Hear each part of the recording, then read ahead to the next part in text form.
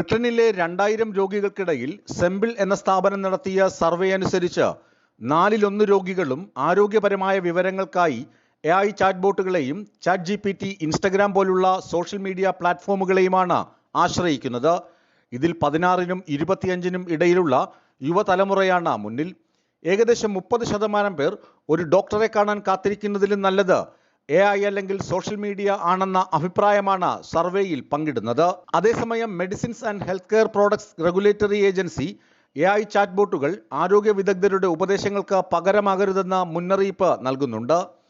കടുത്ത സമ്മർദ്ദത്തിലുള്ള ആരോഗ്യ സംവിധാനത്തിൽ കൃത്യമായ വിവരങ്ങൾ ലഭിക്കാൻ രോഗികൾ AIയെ ആശ്രയിക്കുന്നത് സ്വാഭാവികമാണെന്ന് patients association chief executive Rachel Power പറഞ്ഞു. സെപ്റ്റംബർ 2025 ആരംഭിച്ച national commission into the regulation of AI in health care ആരോഗ്യ മേഖലയിലെ AI സാങ്കേതിക വിദ്യകൾ സുതാര്യവും